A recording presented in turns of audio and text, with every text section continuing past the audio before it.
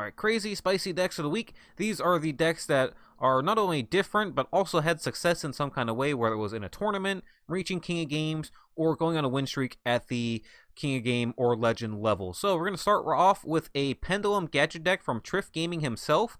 This is one he actually got top 32 in the meta weekly with. I know he's kind of been toying with the deck a little bit since then, but this is one he actually did well in the tournament with.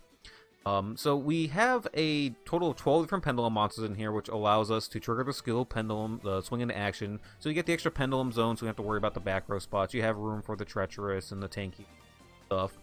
In addition to that, we have 9 gadgets, 8 of the ones that search, plus 1 gold gadget in case you brick with extra ones in your hand. All the spells in this deck are geared towards searching, though, and it's great because they all have multiple options, right? So the tanky can either search for a low scale or a high scale. You know, you need something that's more than 5 and a scale that's lower than 5, or lower than 4, rather, in order to deal with some of the gadgets. Because all the gadgets are level 4s, and a lot of the Pendulum monsters are level 4s as well. So you want to have scales that are 3 or lower, or 5 or higher, and your tanky can search out either or, whatever you need. Same thing with the Painful Decision. You have normal monster Pendulums that are both low scale and high scale, so your spells search for whatever you need. So you have versatility in those, being able to grab whatever you're missing, and you still have room for the Treacherous Trap Hold in here. So powerful trap card with a bunch of cards in this deck, less likely to open up with 2 of them. So yeah, that's a little neat deck. Not a room for, you know, a whole lot of room for extra stuff in here. There's a couple of things you could also throw in here, like Dino cards and Fossil Dig to help search for the dinosaurs as well. I've been playing with this deck a lot the last few days, and I really enjoy it. I'm gonna have a video coming out with this deck, if not later today, then tomorrow, going in depth with this deck and what it does, because it's really fun to play, and I think it's the best Pendulum deck right now in the game. And tons of extra deck options at level 4. You see Trif with his new profile didn't have a total of 7 extra deck options, but still managed to get in the top 32 of the tournament, so hell of a job doing that. Congratulations to him. Moving on, we have Luke Tyler, who got top 16 with Melodious. Now, this is probably the best deck from the new world, the new Arc 5 world at this point in time. Melodious has a few really nasty tricks up its sleeve. I love this deck and what it does. First off, we have the extremely powerful boss monster, the Pendulum monster, Bloom Diva. This card can't be destroyed by battle or by card effects, so it's extremely difficult for certain decks to deal with. And when it battles, you don't take any damage from it. So you can very easily just destroy your opponent's monster, because anytime it battles a monster that was special summoned, you destroy it. So you can take out your opponent's boss monster with it really easily, take no damage. Some decks can't get rid of it or have trouble doing so. Oh, and of course you deal damage to their life points whenever you monsters with its effect too. So on top of that, you can also deal a ton of damage with Score. It's the hand trap that's a 3 of here. You can discard it from your hand, and your opponent's monsters become 0 whenever they battle your Melodious. So another easy way to really finish off your opponents. You have the Soprano here, which allows you to go ahead and do your fusion summons and also retrieve stuff from your graveyard. Your first movement solo spell card allows you to special summon things from your deck. You can get whatever kind of Melodious monster you need, whatever level 4 or lower anyways. You need deck out to start doing your combo plays. Oceanato lets you fusion summon really easily, so just tons of really powerful. No, you have tons of anti-back row movement here. But look at this: 3 MST, 2 Cosmic Cyclone in the main deck. Tons of ways to deal with your opponent's back row cards. So just extremely powerful things this deck can do. It can put out a lot of damage really quickly. It can put out, like I said, extremely hard to remove boss monster that some decks just can't deal with if they don't put up to hand. An extremely devastating hand trap, and the skill that goes with the deck too that allows you to bring out more powerful boss monsters to flood the board. Oh yeah, and you could use Necrofusion with this as well. A lot of people running Necrofusion go for the plays. He had 3 in his side deck with this deck, so there's so many different options here to go with it. This deck is absolutely, I love what it does, and I'm extremely happy to see that it's competitive here. Alright, next up we have a Pendulum deck. This is a Pendulum Magician deck from Embrace. This was a spicy win streak one. Now, this deck has a few different things that it can do. First off, we can do some attack manipulation here. Your Turn Toad allows you to alter your opponent's attack or defense, or alter your own monster attack and defense, depending if you have it as a Pendulum or monster. You know, they all have different effects. We can also have, like, if you get a big monster on your side of the board, you can also have it attack all your opponent's special summon monsters with the little Scorpion effect, or the little Kaleidoscope. We also have Sky Iris, which protects your Pendulum spots from being targeted by your opponent's effects, so you can bait out your opponent's MST or your Cyclone. They basically got to have 2 in order to take out your back row, because they can't just have the 1, because Sky Iris will protect them. They got to remove that first. So it gives you a little bit of protection for your pendulum spots there. And also we have the Perform Impel spell card to here, the recasting. This lets you shuffle actually pendulums from your hand back into your deck and redraw cards. So this is just really powerful for digging for the specific cards in your deck that you need, digging for that one of Perform Impel card that just got hit to the ban list. I like the Drowning Mirror Forces in here as well. I always thought that Drowning would be a good pick for pendulum decks because obviously you can just bring back monsters every turn from the extra deck. So if you can just find a way to just stall out for an extra turn or two at times, to be able to get that extra monster from the deck, get those free summons, I think Drowning is really powerful for being able to do that, and I'm glad to see that people are experimenting with that and having success with it. I know it's a super annoying card, but I definitely think it's a way for Pendulum to have success right now. But on top of that, you just have a lot of different levels of monsters that we can summon to the board here. We have a couple different level 7s with the Odd Eyes monster and the Dragon Pit Magician, which can also spell cards on the board or traps.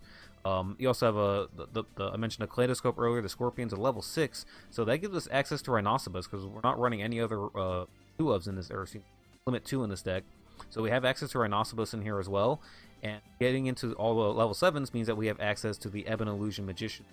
Bring this out to the board, special summon another spellcaster from your deck, and just deal a ton of damage with it. Dragon Pit Magician, so we definitely have different plays here to deal damage, a whole bunch of different little combo, little effects that go together here to make this deck actually work out. It's actually not too bad, so hopefully Magician will get more support in the future and Perform Pals as well. Get some more put together strategies though. Nonetheless, so congratulations to Embrace for managing to go on a 5 win streak with this deck.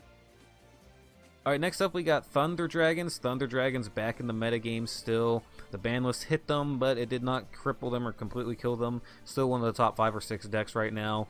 There's a few different ways to run it. People are trying Lupine at 2. Other people are sticking with the Gold Sarcophagus. Some people are trying to go back to Charge the Light Brigade and the Lightsworn Engine. This deck is kind of going in between. We got 1 Lupine, 1 Gold Sarc, and we cut the list down to 20 cards with this deck. This was very interesting to see this, but we still have everything that we did before for the most part. We got our Thunder Dragon Engine, 3 Hawk, 3 Dark, 2 Roars, plus the 1 Duo in there. We only have 2 Levineers in here, but we got 3 Hand Traps. We got the 3 Starters with 2 Batteryman Solar, and then the 1 Lupine. Plus we have the 1 Gold Sarc, the Melody of the Awakening Dragon, the Search Outer Levineers, and then the 1 Trap. So I kind of feel like we have everything that you would usually have, for this deck, minus a couple. But you mostly got like this pretty much the same engine here. Like the engine really hasn't changed much. It's just you mostly just replaced Lupine with Batteryman Solars on a lot of decks. Some of them are choosing to run Lupine along with it anyways, and just forgoing the Gold Sarc or the Charge of Light Brigades. And so yeah, not surprising to see Thunder Dragon still here in the metagame with the hit that they got on the ban list. It was end the deck at all. It definitely knocked it out of the top 2 spots, but it's still a huge threat in the metagame. So something you should expect to see if you're entering tournament rank play. Next up, we have a Yosenju deck. So we have a couple different variants of Yosenju. We have the Pendulum variants and then sort of the older ones that we saw before that really don't run the Pendulums at all. But this is a really cool deck, actually. I think that this deck has a lot of potential. So there's a lot of things that this deck does well. For starters, our Yosenju monsters have great protection now. Something that they've always kind of lacked is that they don't have a lot of good protection from things like Tretch and stuff like that.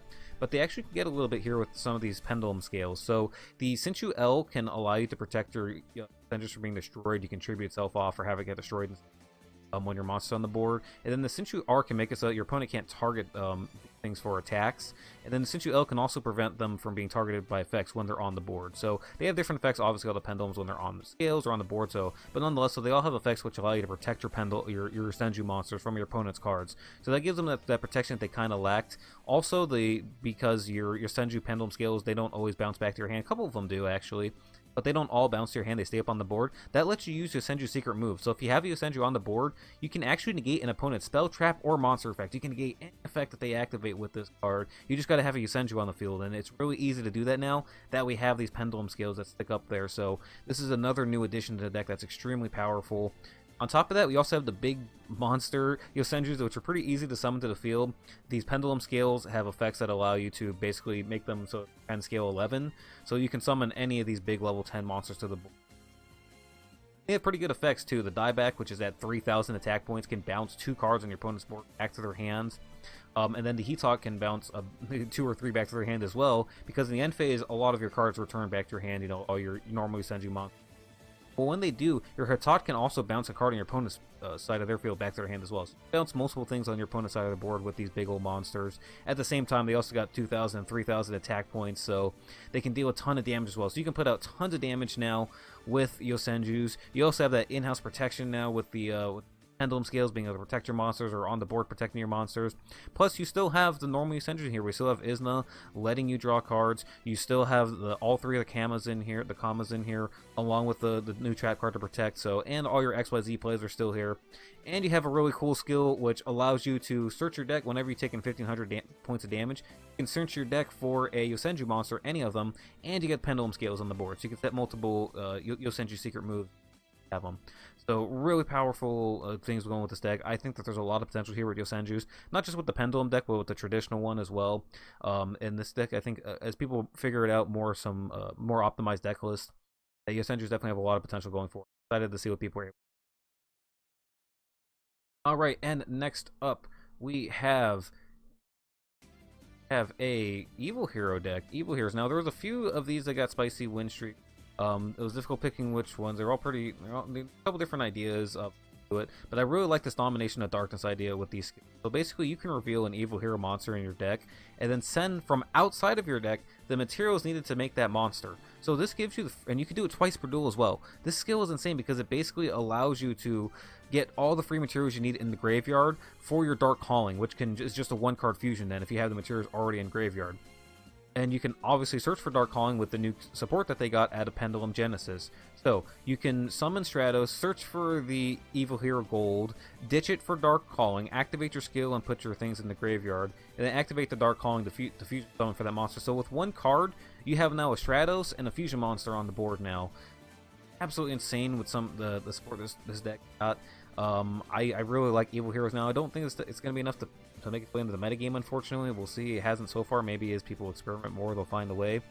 But yeah, I really like Evil Hero going forward. I'm absolutely shocked when I saw this skill and what it's capable of doing, because, yeah, combined with Dark Calling, it's absolutely insane. I love what this deck can do now. I'm really excited to play with Evil Hero at some point. I'm going to have to make a video about this deck as well. Really cool skill, and I'm excited to see what this deck is capable of. Nonetheless, so that's it for the Spicy Decks this week. Thank you guys for watching. Please like and subscribe. It helps out the channel a lot. I really appreciate you guys for spending your time watching these videos, and you guys have a wonderful rest of the day. Thank you so much.